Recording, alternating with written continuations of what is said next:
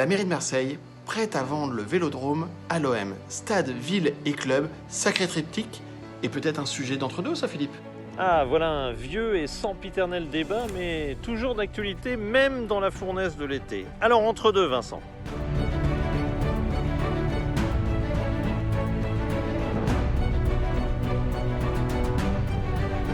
À chaque été, son feuilleton, et cette année, ça sera donc l'Olympique de Marseille. En juin, on a eu M. Bougélal et M.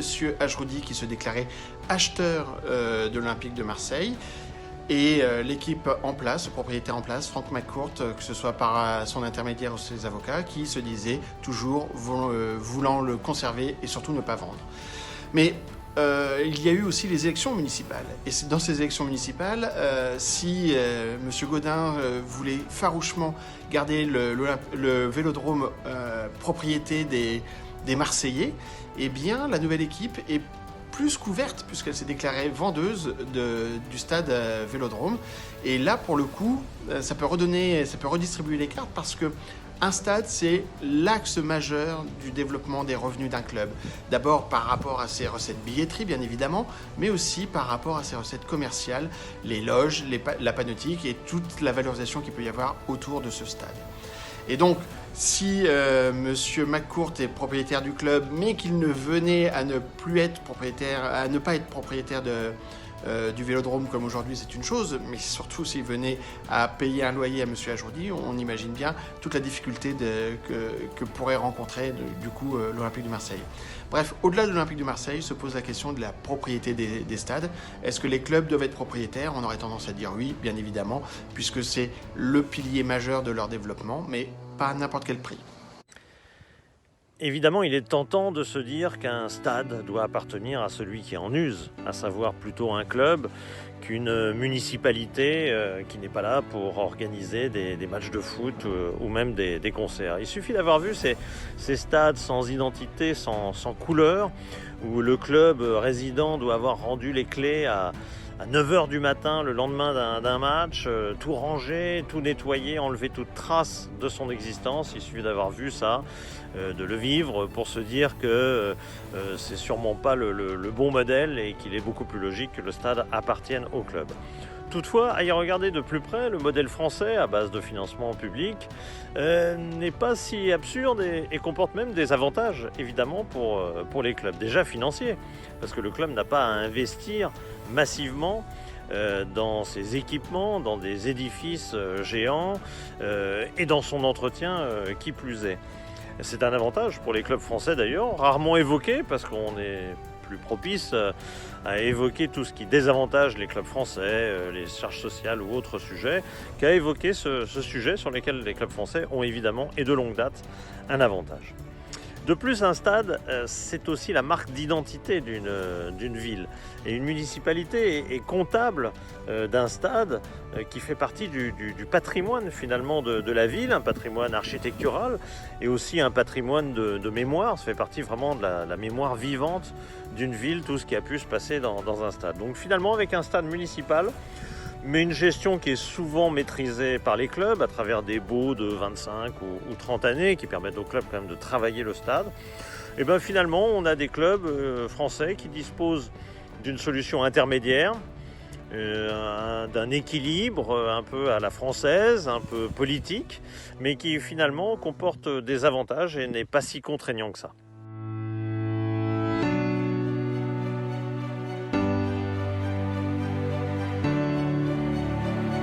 Alors oui Philippe, mais tu viens de mettre le doigt sur un des problèmes du football en général et du football français en particulier, c'est le problème des actifs. Le football est une activité, un secteur économique qui est toujours plus gourmand en termes de moyens, en termes de budget. Et il faut donc pour les clubs développer leurs recettes, ça passe par le stade, et aussi trouver d'autres modes de financement. Ça peut être chercher un naming, mais il faut maîtriser le stade, ou aller chercher d'autres partenaires financiers. Et là-dessus, la valeur active, les actifs des clubs va rentrer en ligne de compte. C'est bel et bien le talon d'Achille du football français, parce que certes, ça devrait être le même problème partout, sauf que les clubs étrangers ont en général été propriétaires de leur stade depuis une longue période. Et nous, en France, on a toujours eu des stades municipaux. Finalement, L'Olympique Lyonnais fait exception en la matière, mais ça lui a coûté combien ? Il lui a fallu faire un effort financier très important qui rejaillit sur la performance sportive, bien évidemment. Et donc, voilà pourquoi il faudrait trouver une solution pour aider les clubs à devenir propriétaires de leur stade. Ah, les épisodes de l'été marseillais, c'est plus belle la vie un petit peu, mais on va surtout pas se moquer parce que là, ça amène à un débat extrêmement moderne avec des nouveaux maires, peut-être modernes justement, et qui, loin de la génération Gaudin où tout devait être public, y compris le nom, s'ouvrent peut-être à une mentalité différente. En tout cas, Vincent insiste beaucoup sur le côté business du stade, l'outil que représente un stade. Je suis à la fois d'accord, mais je le minorerai quand même pour l'exemple de la France, très spécifique, où 50% des chiffres d'affaires des clubs sont représentés par les droits télé, alors que les recettes stade ne représentent que 15 à 20%, même si on doit y ajouter aussi quand même des recettes sponsoring qui sont liées aussi bien sûr à la qualité d'un stade. Et puis je voudrais parler aussi d'une spécificité de l'entreprise club, en fait, qui n'est vraiment pas une entreprise comme les autres. Et donc, même si un club ou un stade sont à 100% propriété au niveau de ses actions, sont à 100% propriété d'un propriétaire, et bien malgré tout, un stade ne vous appartient et un club ne vous appartiennent vraiment, jamais vraiment totalement, parce qu'un stade appartient aussi à la culture de la ville, à son environnement, au public, au peuple, tout simplement. Et on l'a vu très récemment encore avec le maire de Bordeaux, le nouveau maire de Bordeaux, qui est intervenu dans le débat sur le club en évoquant qui devrait être président ou qui ne devrait pas l'être. On a vu à Saint-Étienne, le maire de Saint-Étienne, avoir une réaction vive à une petite phrase de Bernard Caillasot. Bref, ça a un côté très français, très politique, et ça montre bien qu'un stade restera toujours un peu public. Et après tout, ça peut aussi servir de garde-fou, parce que imaginons un McCourt par exemple, culture américaine, propriétaire du stade Vélodrome, il serait tout à fait plausible d'imaginer qu'un jour ils veulent accueillir un club de NBA ou de NFL qui veut exporter ses matchs, et puis que tout d'un coup on en arrive à une situation où il y a blocage de date et que finalement ce soit à l'OM, pour des raisons de business, d'aller jouer ailleurs. Ça, avec le côté public qui reste attaché à un stade, ça paraît quand même difficile. Et là, pour le coup, on va dire heureusement.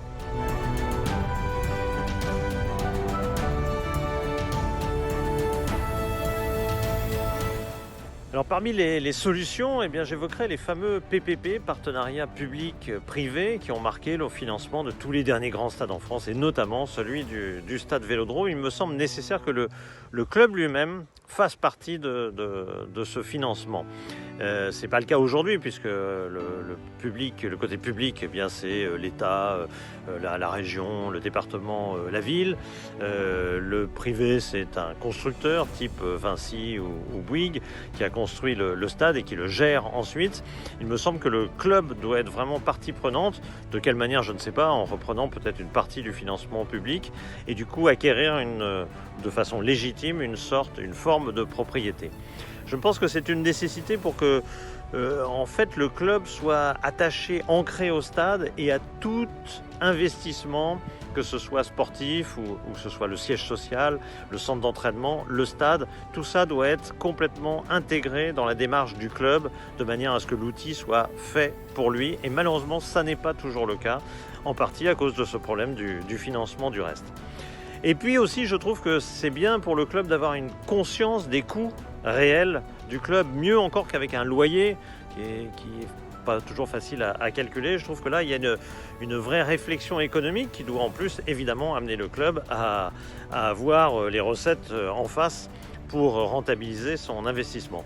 En somme, on se rapprocherait un peu du modèle de l'Olympique Lyonnais, qui a choisi de financer son stade, et c'est le seul en France qui a choisi ce modèle, et c'est très certainement le meilleur parce qu'on n'est pas dépendant par exemple d'un investisseur étranger qui peut à tout moment disparaître et laisser le club dans la difficulté. Donc on doit souhaiter la réussite du modèle lyonnais, on doit souhaiter aussi à d'autres clubs d'emprunter ce même chemin, et pourquoi pas l'OM en rachetant le Vélodrome. Voilà, on boucle la boucle.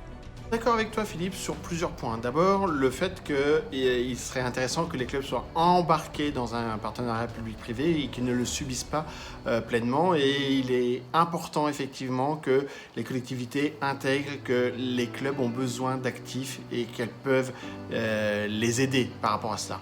Alors, les aider comment? Peut-être en transférant la propriété des anciens stades qui sont totalement amortis par les collectivités et qui pourraient donc faire l'objet d'une création de valeur pour les clubs, qui leur permettrait aussi de les transformer ou d'investir dedans, voire de financer pour partie un projet de nouveau stade.